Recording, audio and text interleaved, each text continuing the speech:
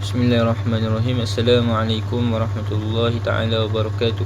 Hari ini saya akan berkongsi dengan anda semua mengenai satu jurnal yang menceritakan kisah Nabi Musa, iaitu jurnal yang bertajuk Perkisahan dalam Al-Quran, kolerasi antara kisah Nabi Musa AS dengan novel Sunan Musafir karya Ramli Awang Mursyid oleh Jabatan Bahasa dan Sains Sosial, Kolej Pengajian Asasi dan Diploma, Universiti Tenaga Nasional.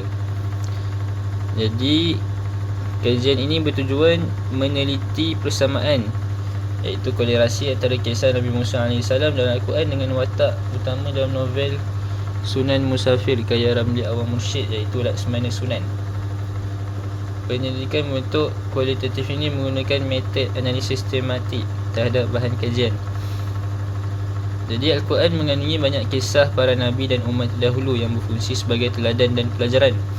Kisah Nabi Musa AS merupakan kisah yang paling banyak disebut dalam Al-Quran, iaitu sebanyak 136 kali dalam 34 surah. Kelebihan metod kisah dalam pendidikan ialah ia mampu menyentuh jiwa dan lebih mudah diingati berbanding metod doktrinasi. Novel Islamik pula dilihat sebagai medium dakwah yang lebih dekat dengan generasi muda masa kini. Jadi apakah nilai-nilai utama daripada kisah Nabi Musa AS? Di sini disebutkan 7 nilai utama. Yang pertama, tawakal kepada Allah, iaitu bergantung sepenuhnya kepada Allah dalam setiap situasi. Yang kedua, taat kepada perintah Allah, melaksanakan arahan Allah walaupun sukar. Yang ketiga, kesabaran yang tinggi, menghadapi karenah Bani Israel dan musuh dengan sabar. Yang keempat, yakin dalam menyampaikan kebenaran, tidak gentar berdepan Fir'aun dan ahli sihir.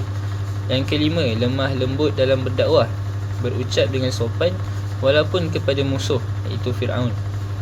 Yang keenam, rendah diri, mengakui kelemahan diri. Yang Musa mengakui rasa takut dan memohon bantuan Harun AS. Yang terakhir, membantu mereka yang memerlukan, iaitu membantu dua wanita Madian mengambil air. Jadi hasil kajian menemukan bahawa watak Laksmana Sunan dalam novel Sunan Musafir mencerminkan ketujuh-tujuh nilai tersebut. Jadi pada nilai tawakal, Laksmana Sunan banyak berdoa dan melafazkan zikir dalam setiap situasi, termasuk ketika berhadapan dengan harimau dan musuh. Yang kedua, taat kepada Allah, mendahulukan solat walaupun baru mendapat kabar anaknya ditangkap, menasihati anak agar mengutamakan ibadah.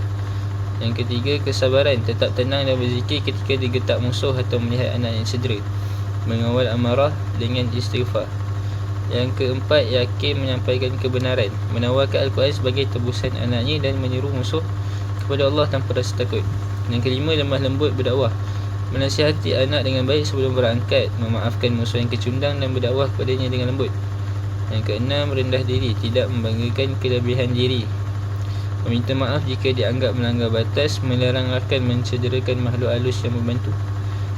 Yang ketujuh, membantu yang memerlukan, mempelawa seorang perantau yang tinggal di rumahnya.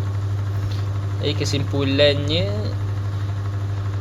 watak Laksmana Sunan dalam novel Sunan Musafir menepati ciri-ciri seorang pendakwah yang berkesan. Beliau bukan sahaja taat kepada Allah, tapi juga memiliki kesabaran tinggi, rendah diri serta mampu menyesuaikan metod dakwah mengikut sasaran.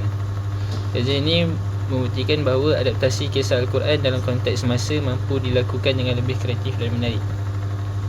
Dakwah tidak terhad kepada kuliah di masjid, tapi boleh disampaikan melalui pelbagai medium termasuk penulisan novel. Ini membantu umat Islam memahami isi kandungan Al-Quran dengan cara yang lebih dekat dengan jiwa generasi muda. Jadi itu sahaja ringkasan jurnal ini. Semoga bermanfaat. Wallahu a'lam.